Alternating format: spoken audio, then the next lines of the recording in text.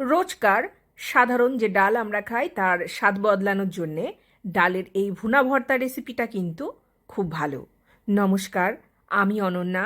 পেটুক ঠাকুর চ্যানেলে আপনাদেরকে সুস্বাগতম জানিয়ে শুরু করব খুব সহজ একটা ডাল ভর্তার রেসিপি।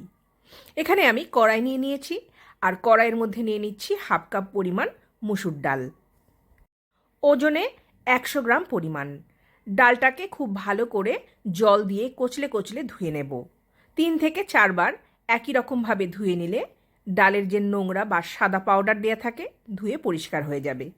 যে মেজারিং কাপ মেপে আমি ডাল নিয়েছি সেই মেজারিং কাপের 2 কাপ পরিমাণ সাধারণ জল আমি দিয়ে দিচ্ছি।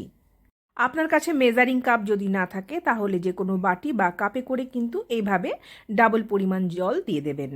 আর এখানে আমি হলুদ গুঁড়ো দিয়ে দিচ্ছি 1/4 চা চামচেরও খুব কম পরিমাণ। স্বাদ অনুযায়ী দিয়ে দিচ্ছি লবণ। 3টে কোষ রসুন আমি এরকম ফালা ফালা করে কেটে নিয়েছি, সেই রসুনগুলো দিয়ে দিয়েছি। ডালটাকে ঢাকা না দিয়েই আমি সেদ্ধ করে নেব। ডালটা এতটাই সেদ্ধ হবে যে পুরোপুরি গলে যাবে না, অথচ দানাগুলো বেশ গোটা গোটা থাকবে। ডাল সেদ্ধ হয়ে জলটা শুকিয়ে এসেছে, আর ডালটা আমি চেক করে নিয়েছি অফ ক্যামেরাতে, পুরোপুরি সেদ্ধ হয়নি। ওই জন্য এখানে আমি প্রায় 1 কাপ পরিমাণ আরও জল দিয়ে দিচ্ছি। আপনিও জলটা একটুখানি বুঝে ব্যবহার করবেন।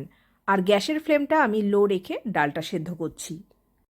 চামচে করে তুলে আমি দেখিয়ে দিচ্ছি যে ডালটা আমি কতটা সেদ্ধ করেছি। দেখুন, হাত দিয়ে চাপলে কিন্তু গলে যাচ্ছে, অথচ দানাগুলো সব রয়ে গেছে। ডালটাকে আমি ট্রান্সফার করে নেব অন্য একটা পাত্রে।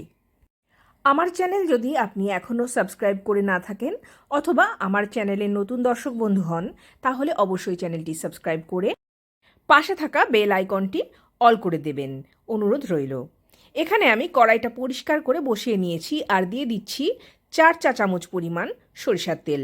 রান্নাটি কিন্তু সরিষার তেলেই ভালো লাগে, তবে আপনি চাইলে অন্য তেলেও করতে পারেন। দিয়ে দিচ্ছি 1/4 চা চামচ পরিমাণ গোটা জিরা।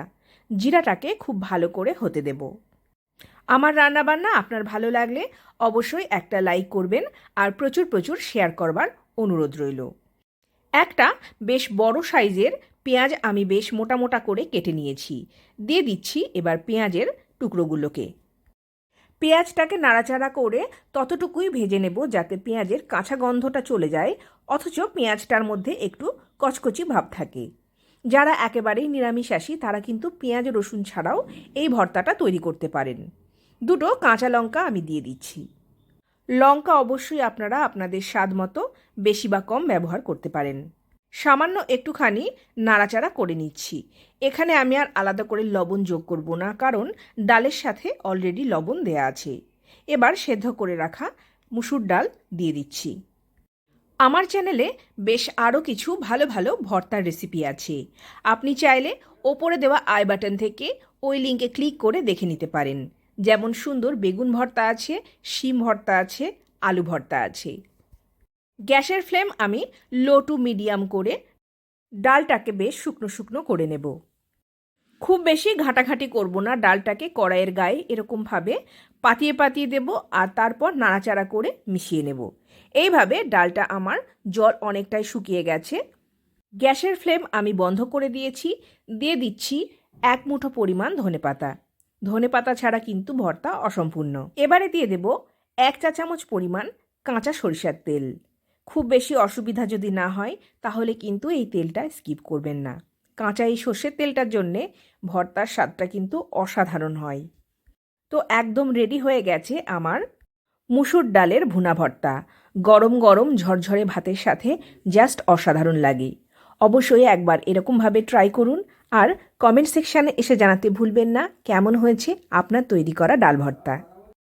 আমি একটুখানি পরিবেশন করে দেখিয়ে দিচ্ছি। আপনাদের সঙ্গে দেখা হবে পরবর্তী কোনো রেসিপিতে। আমি আজকের মতো বিদায় নেব। আপনারা অনেক ভালো থাকবেন। নমস্কার।